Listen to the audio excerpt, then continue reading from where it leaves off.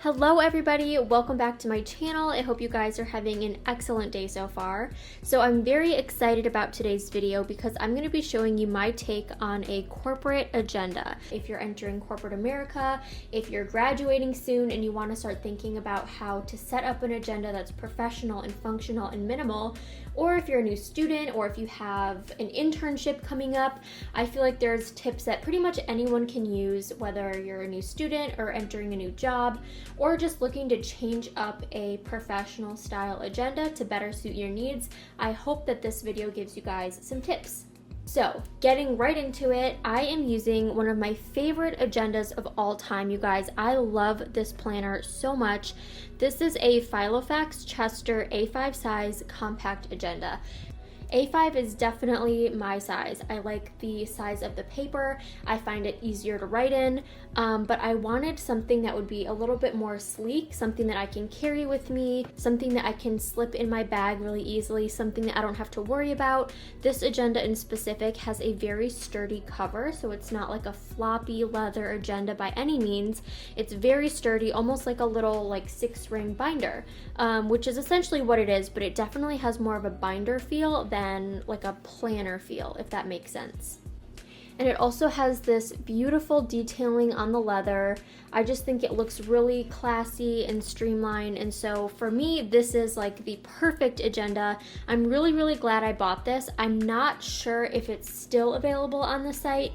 I know that the line of Chester style agendas is still on there, but I don't know if this exact one is still there.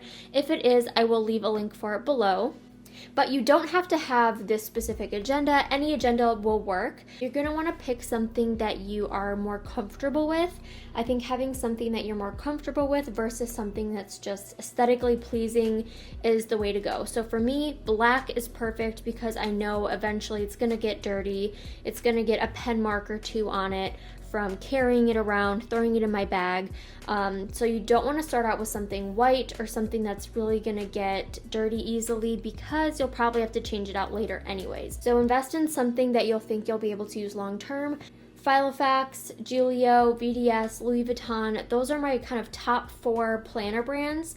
After kind of trying different planners for the last however many years, those are my top 4. I feel like Filofax is very functional. They're a little bit more affordable. Some of their agendas are pretty pricey, but they also have options that are on the more affordable side that are great agendas and can last you a really long time. So I'll show you guys what I have in here to start and kind of walk you through why you might want to consider adding some of these things to your corporate or new job agenda. Okay, so opening up, first things first, this agenda is great because it has tons of pockets. Most agendas will have credit card slots in the front of the agenda, if not somewhere on the agenda. If that's important to you, I would make sure that you purchase an agenda with pockets and credit card slots.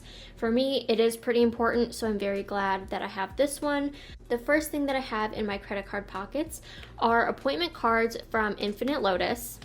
Now, these are great because you can use these for setting appointments, meetings. This is a great thing to have on hand, so you can write down the location, the date, address, time, and notes.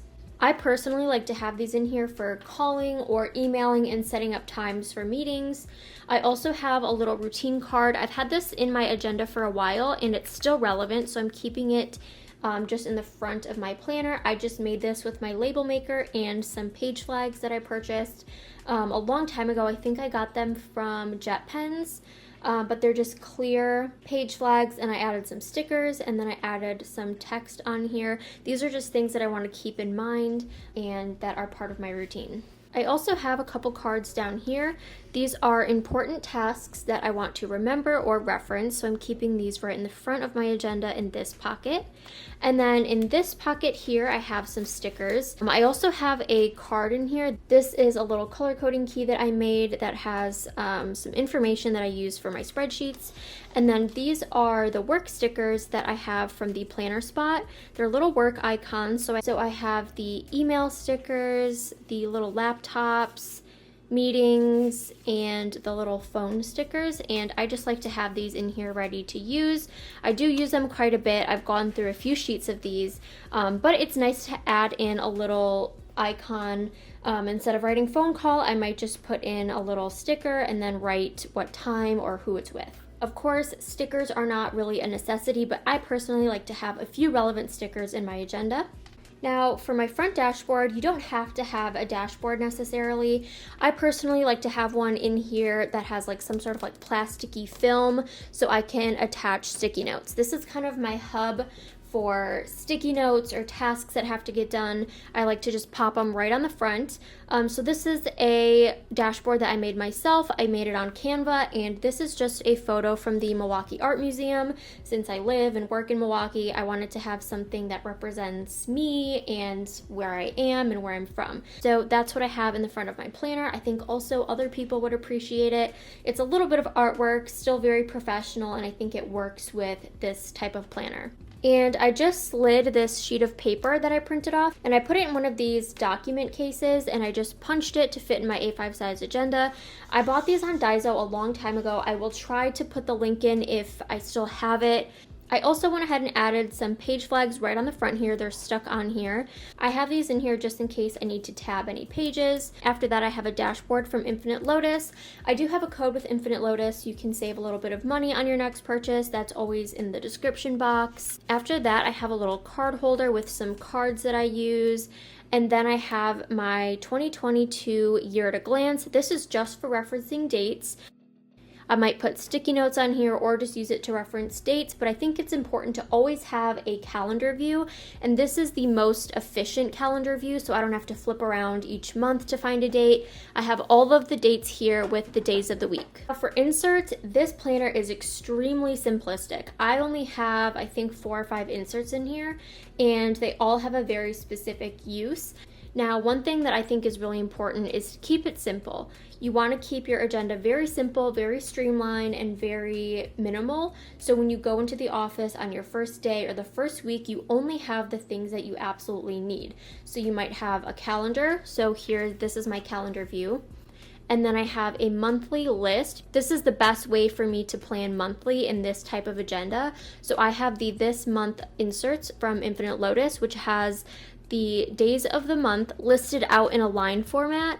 I personally like this better for this type of agenda. And the reason I prefer this type of insert in this agenda specifically for work is that it's chronological. So I can just kind of go down my list and add in dates this way versus a calendar view, which might take up 2 pages. It might take up a little bit more space in your agenda.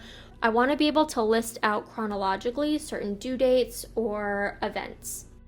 Next, I have a daily plan. So I'm doing my monthly first and then my daily plan and then my weekly plan right after that. These are the daily inserts that have extra space for your schedule section.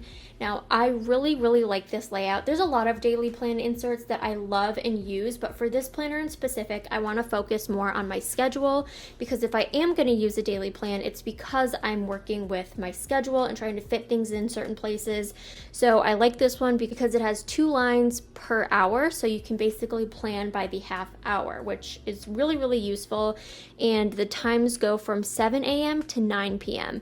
You also have a section for priorities. You have a pretty lengthy to-do list, which is great, and then you also have a little note section. I think this is the perfect layout for planning out your day's work. After that, I have my weekly inserts. I'm using the weekly overviews. These are my absolute favorite insert from Infinite Lotus. It's a week on one page. You have Monday through Sunday on this side.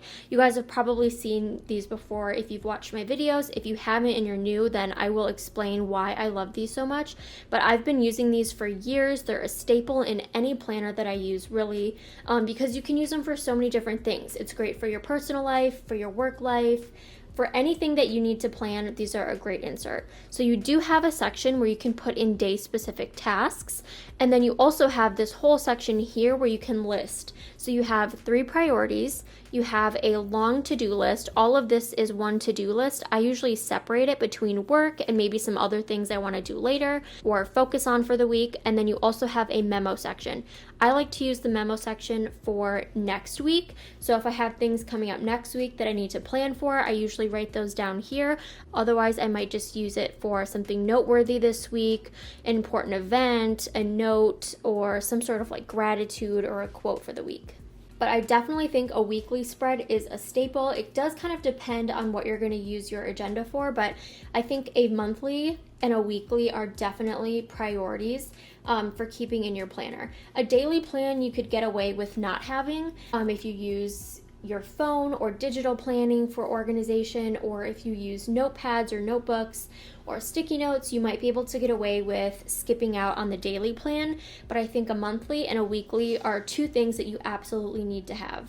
So I've got several of these in here, and these are undated. If you want, you can purchase the whole year, but I like these because I can date them myself. If I don't need to plan anything for a week, I could skip a week. I could stop using these inserts at any point and try a different weekly insert if I find that these aren't working for me, and then switch back to these at a later date or use them in a different agenda. That's why I personally like to have undated inserts, because I won't end up wasting any pages if I decide to switch up my layout. And after that, I have the meeting notes. So these are fairly new on the Infinite Lotus website, but I like these. These are great for meeting topics. So these inserts have a topic section, date, attendees, the start time and end time, and then you have a little section for your meeting agenda, and then a note section. And then at the bottom, you have an actions list with due dates. So this is great if you have back-to-back meetings and you're bringing your planner with you everywhere. You can do all of that right here in your agenda. Or it might work better for you to get a separate notebook for meetings. I also have a separate notebook, and I use notepads and things if I need them. But personally, I like to have these in my agenda just in case I don't have a notebook on hand. I can still take all of my meeting notes. These are also great if you plan on keeping your meeting notes for future reference. So for example, you might use your notebook for weekly meetings or daily meetings, but maybe you have monthly or quarterly meetings with your department heads or something. You might want to keep track of those and keep those in your agenda for reference. So these are a great way to hang on to those and organize them, either keeping them in your agenda or putting them in a separate binder for archiving. But it's great to have these in here because they're really easy to look back on. You'll put in the date and the topics and all of your deliverables, and you can work right off of these. And finally, the last inserts that I have in here are a must-have in my opinion, some note inserts. I think it's really important to have at least some sort of blank note insert in your agenda. If you need to make a list, make notes, jot some things down, if you're on the phone and you don't have your notepad with you or something, you always want to have a place where you can jot something down if you need to. The last thing I have in here is just a little clear pocket.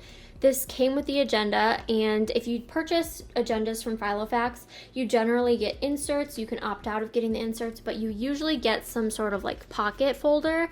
This is a top-loading pocket folder, and I like to have this in here in case I needed to slip in any notepad pages, receipts, I don't know, just anything that I would want to kind of like throw in here to hold on to. You can do that. You can also put stickers in here or use it however you want, but it's nice to just have it in here in case you need it. And it also kind of acts as a page protector for the back of your agenda. And finally, we're going to talk about my pen choice. For this agenda, I'm using the Sharpie S gel pen, and this is a 0.7 millimeter tip pen, and it's a lot thicker than my usual pens that I use in my agenda. I usually use a 0.38 millimeter, so I can have a more controlled and like smaller print handwriting, if that makes sense. For this agenda, I wanted something that writes a little bit thicker because I feel like it just glides really, really nicely on the paper. So I'm not sure if you can really tell how thick this is, but usually I use a 0.38 millimeter pen in here, and so my writing is a lot smaller. I feel like it takes me longer to sit down and write things out because the nib is smaller, it's more controlled, but I feel like this pen just glides so effortlessly on paper that I feel like I'm able to write quicker, and I also have darker ink, which I kind of like in this agenda, and this is also my go-to pen for calls because it just glides so nicely. So if I'm on a call or I'm just taking quick notes, I do prefer to use this pen. So I want to have it with me at all times in my agenda. So that is everything that I have in this agenda. It's very minimal, very simple, and I think that's the way to go with a corporate or a new job agenda, or like I said, if you're starting an internship or if you're going to university, you want to start out very simple, only have the things you need, and I would say go the first day or go the first week and use what you have. Like I said, you want to have a monthly calendar, you want to have a weekly spread and some notes, and then you can add anything else later that you think you might need. You may find that you only access your agenda in the morning and before you leave, so you might want to add more decor and more things that make you excited to plan. If you find that you're carrying your agenda with you to every single meeting all through the day and you want to have something very lightweight, then I would say stay away from excess decor and dashboards and just keep what you need. And then you can also have a main planner with all of your fun planner stuff if that's something you want to have too. So I hope you guys enjoyed today's video. Thank you so much for watching, and I will see you guys next time. Bye! Before I go, I'd like to thank Skillshare for sponsoring today's video. Skillshare is an online learning community with tons of learning paths to explore, gain skills in everything from business management, productivity, self-care, and more. If you want to learn Adobe like a pro, there's a class taught by Kat, who is an artist, entrepreneur, and educator with 13 video lessons to teach you her advanced techniques. I personally love this class because I have been exploring Adobe programs, and if you want to become efficient in all of the Adobe programs, this is a great place to learn new tips and tricks. You'll learn how to retouch, remove, and digitize objects, and she'll go over exporting so you can get the best possible project outcome. As always, the first 1,000 people to use the link below will get a free 1-month trial of Skillshare.